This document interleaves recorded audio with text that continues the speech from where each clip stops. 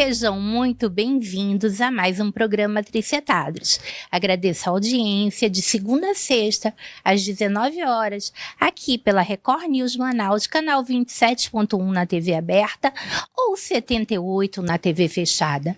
A qualquer hora do dia ou da noite, você nos assiste no YouTube, canal Programa Tricetados. Para cortes, @Tricetados nas redes sociais.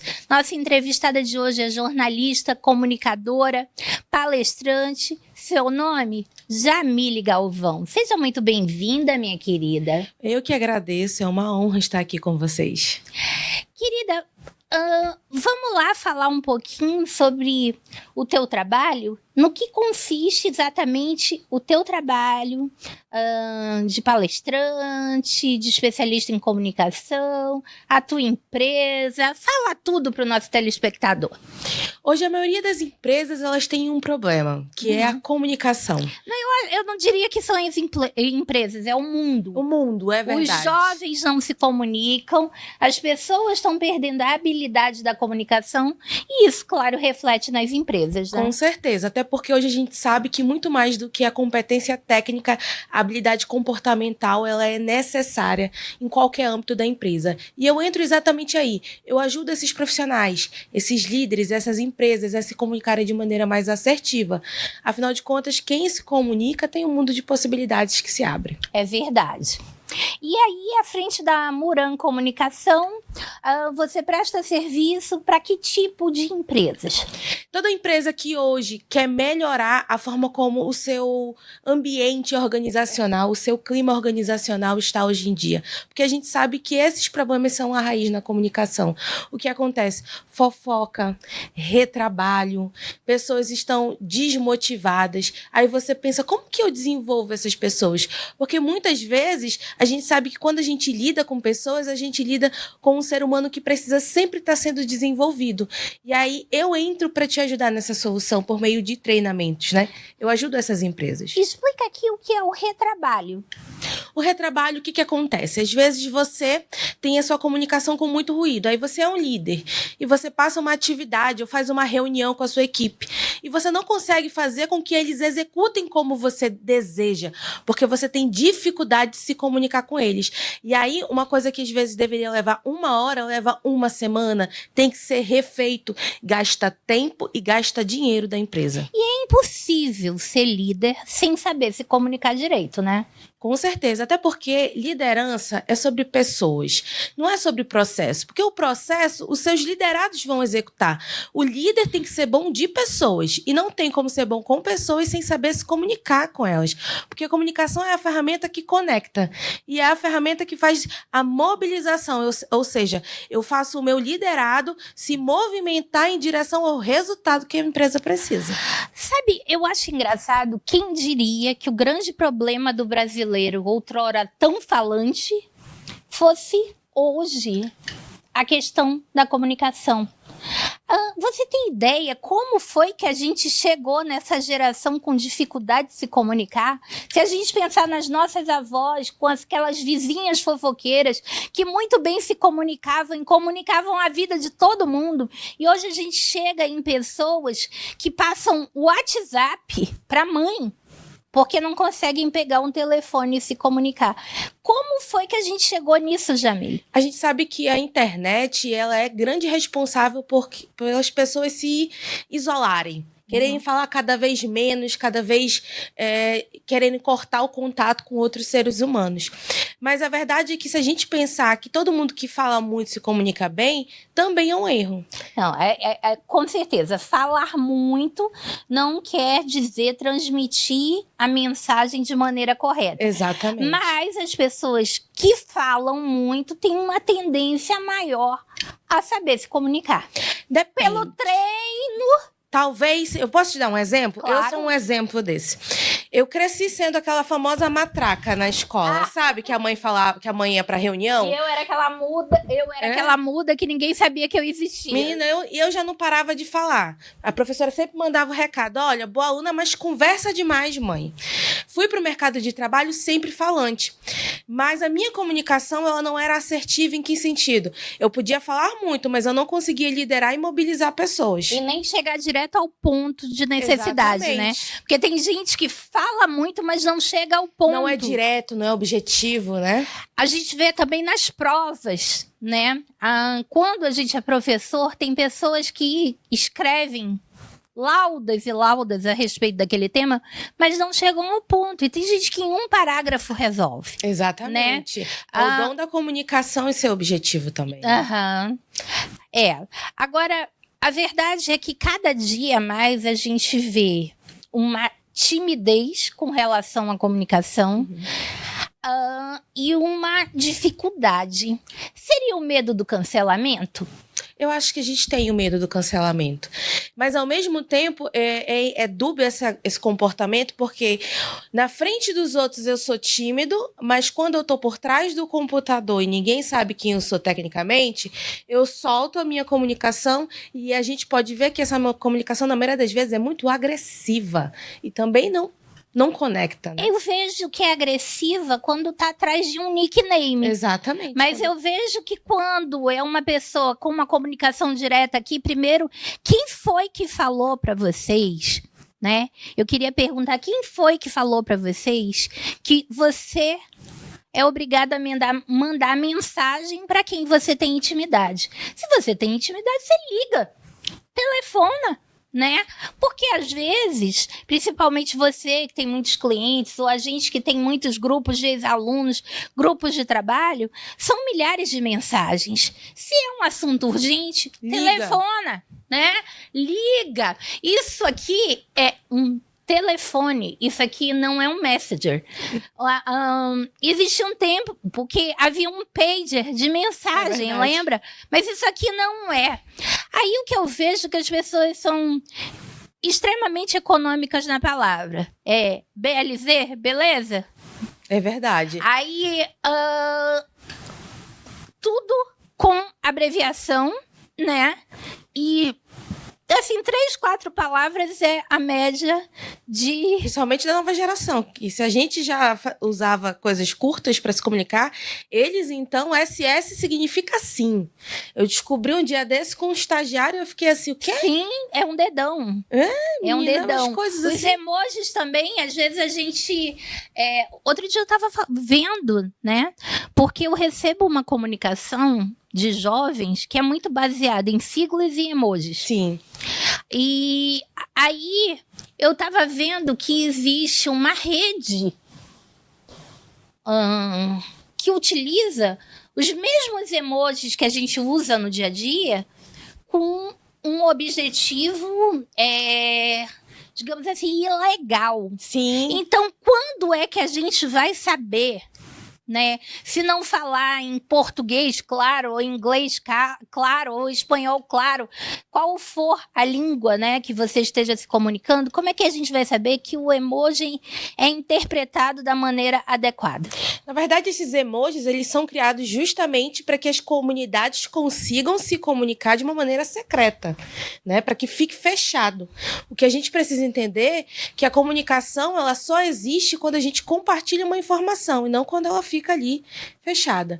Você precisa saber, quero me comunicar melhor, todo mundo precisa entender. Eu preciso falar de um jeito que não importa se for uma pessoa que tem mestrado ou doutorado entenda, mas uma criança de 8 anos também entenda. Eu vejo que, por exemplo, às vezes os meus cortes nas redes sociais, às vezes tem uma tendência a vir alguém que eu não conheço fazer perguntas para te colocar numa resposta comprometedora ou de saia justa. Às vezes eu tenho a impressão que as pessoas não se comunicam e quando querem agredir alguém, elas vão se comunicar através de um computador.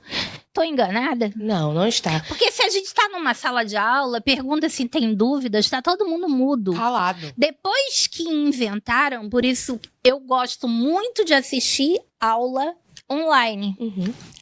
EAD Live.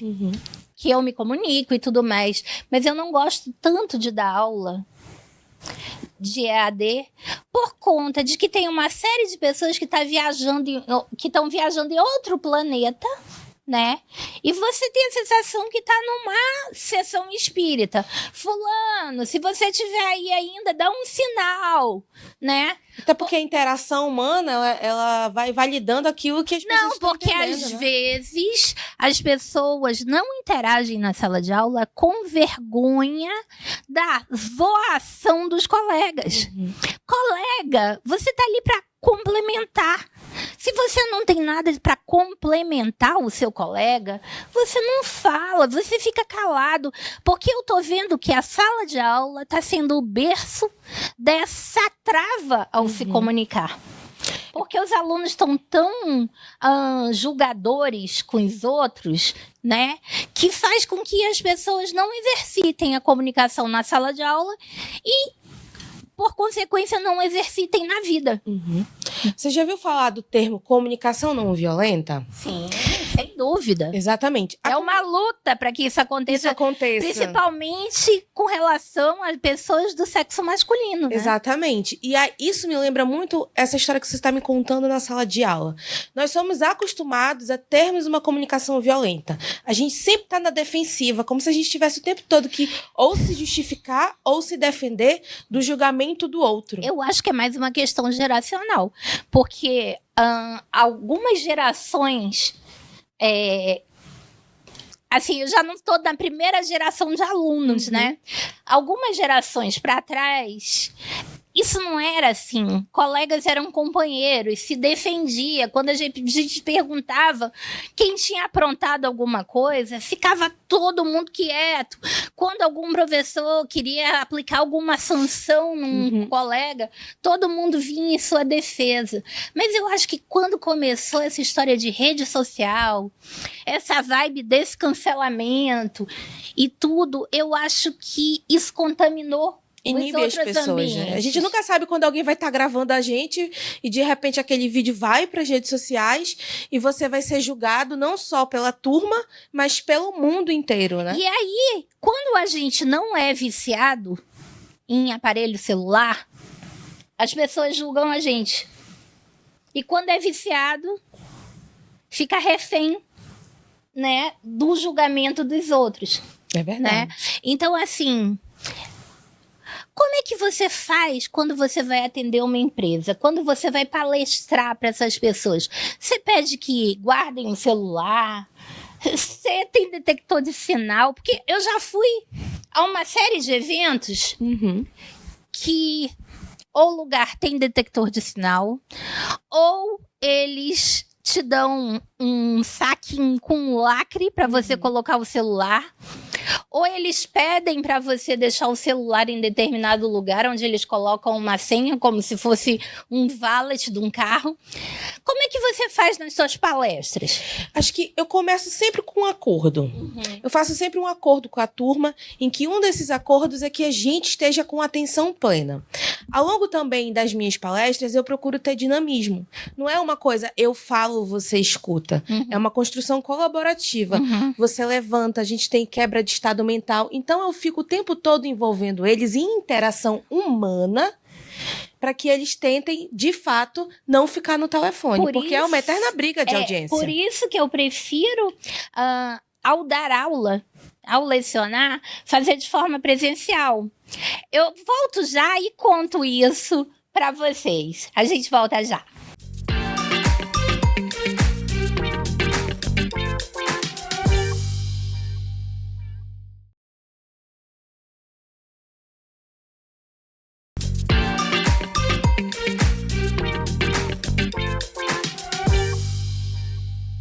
Então, eu estava te falando da diferença da aula EAD, que para mim, eu sou aquela que na aula EAD eu participo bastante, porque eu sei o que é estar do outro lado.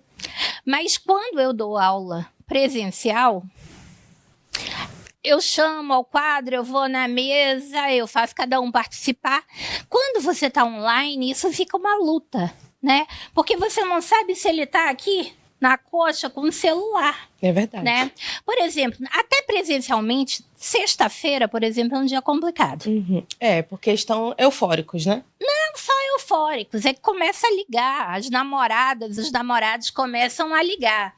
Aí, eu tenho o costume de pegar o telefone e mandar uma foto minha. Olha, ele está em sala de aula. Olha essa senhora aqui, professora, né?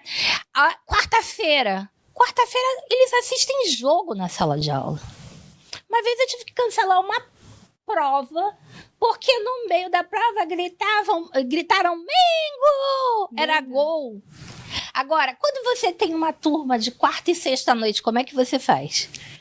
Aí, por isso que cada vez mais a gente precisa ter metodologia que envolva eles. Exatamente, porque é turma de segunda e quarta, turma de terça e quinta.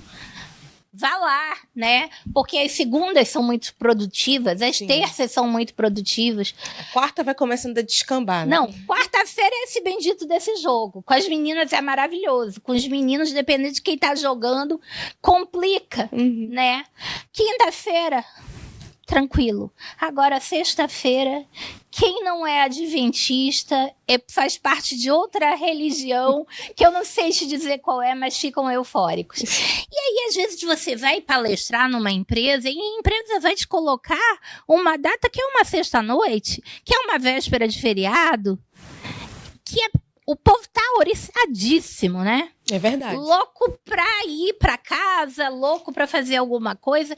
E Manaus ainda tem a vantagem, nesse sentido, da gente não ter estrada. Uma desvantagem, por um lado, mas é uma vantagem porque em outros lugares as pessoas já estão querendo viajar, né?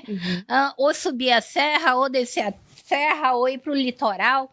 Então, assim, é muito complicado você manter a atenção, né? E a tua técnica é o acordo. É o acordo, mas também a atmosfera que eu crio. Você quer saber uma coisa curiosa sobre a minha metodologia de ensino?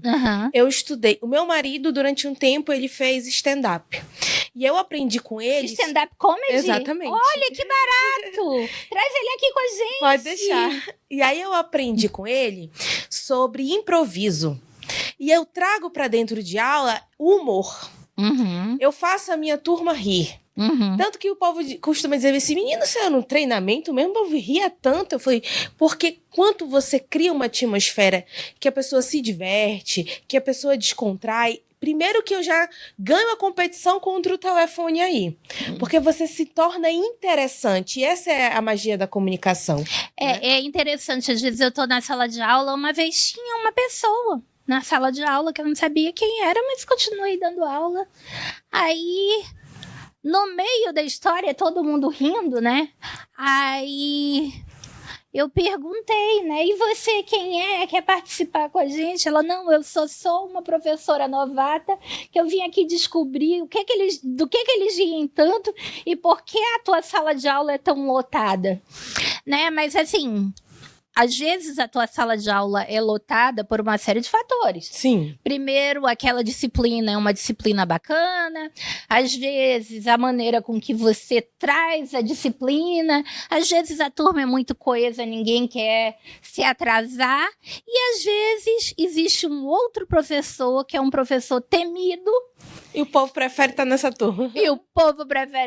turma. Então, a gente não pode se envaidecer e achar que tá todo mundo ali porque eu tenho o talento da sala de aula. Não, tem uma série de fatores. Sim, com certeza. Eu acho que a gente tem que entender que mesmo que você tenha uma excelente comunicação, você tenha metodologia, ninguém tem 100% do público. Essa é a verdade. Então, os teus principais clientes são aquelas empresas que não estão conseguindo fazer com que as mensagens sejam da maneira que cheguem ao seu colaborador da maneira adequada. Exatamente. Geralmente, quando eu vou começar num cliente, a gente faz uma reunião.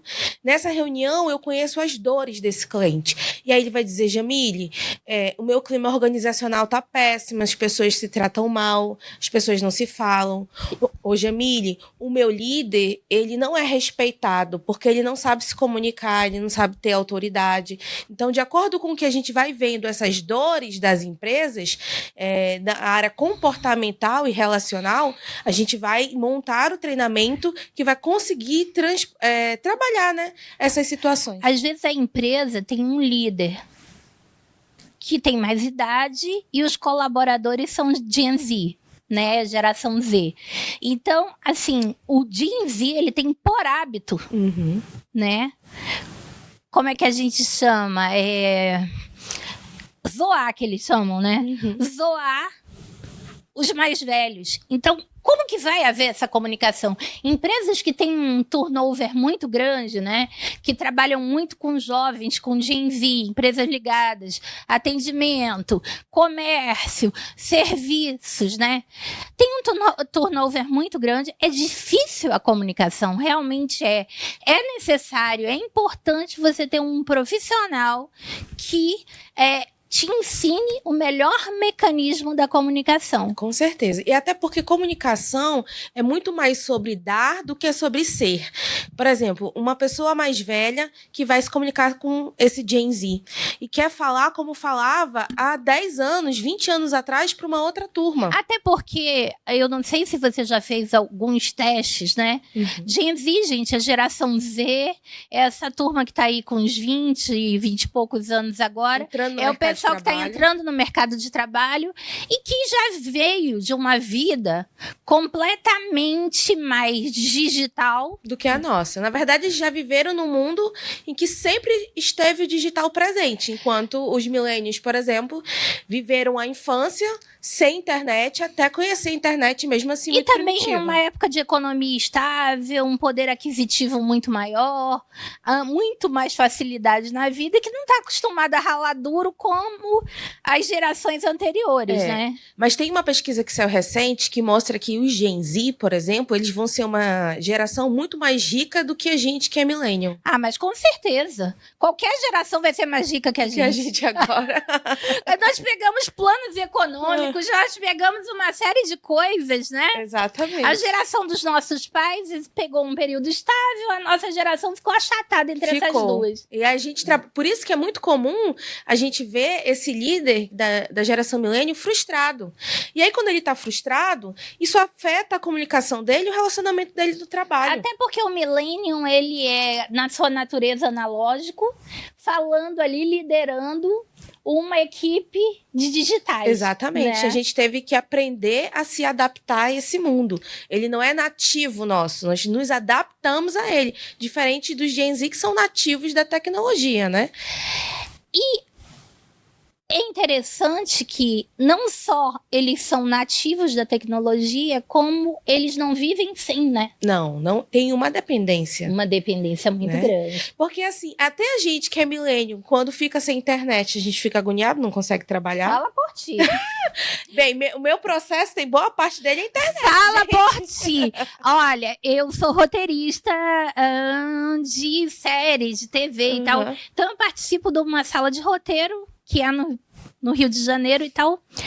E eu escrevo meus roteiros manualmente quando falta internet. Não tem problema nenhum. Não, tranquilo. Eu trabalho com treinamentos, mas há 10 anos eu tenho uma agência de criação de conteúdo. Olha, ela tá escondendo o jogo aí. E aí, a gente depende completamente da internet. Não tem por onde. Até porque, assim, boa parte da minha equipe, ela é remota. Então, eu tenho design em São Paulo, eu tenho publicitário em Curitiba, e a gente funciona... Isso é bacana, porque a gente tem equipe de série, de filme, de novela, onde cada um tá num lugar. Exatamente. A professora, alguns alunos estão no Rio de Janeiro, o streaming tá em São Paulo. Exatamente. Nesse momento, a internet é fundamental. Mas não é tudo. A gente sabe se virar sem internet. O Gen Z não sabe. Não. Ele não sabe nem pesquisar. Começa por aí. Ele não sabe nem escrever. Eu tô te falando. Que a grande maioria não sabe escrever. Algumas universidades, elas estão pedindo...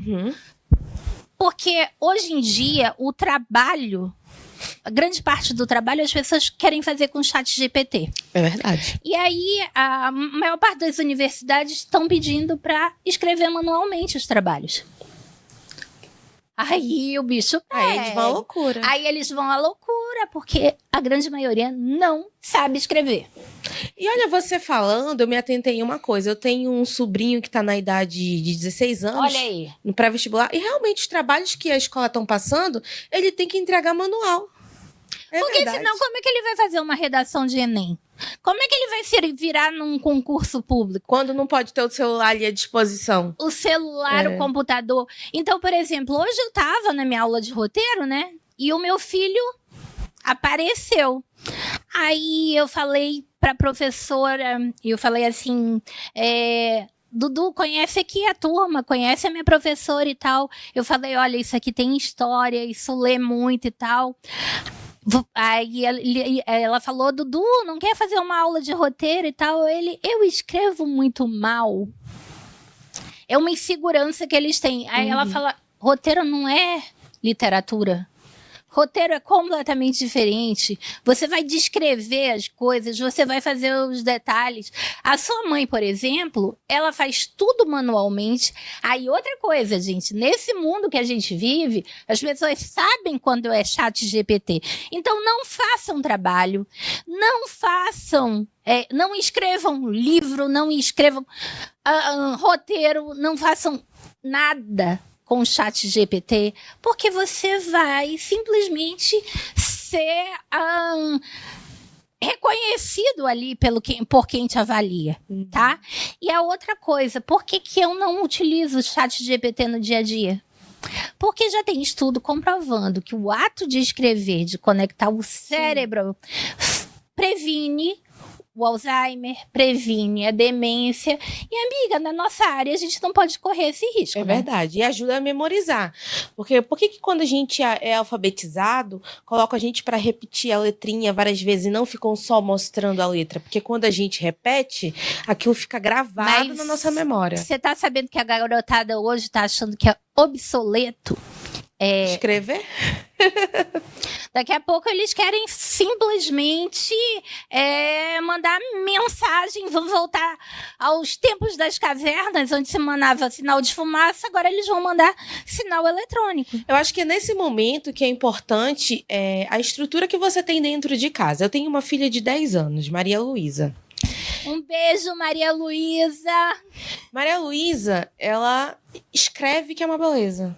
Ela dedica o tempo dela para escrever. Então eu compro muitos cadernos, ela desenha, ela escreve, e eu faço questão que ela tenha esse trabalho manual, né? Então depende muito também daquele clima dentro de casa. Eu sou uma leitora nata, por exemplo. Mas nem todos os pais conseguem dar essa atenção e acabam deixando os filhos muito ali nas telas, né?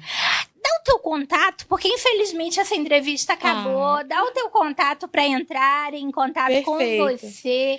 E a gente volta numa outra oportunidade falando mais sobre comunicação e o stand-up aplicado à comunicação também. Muito bom.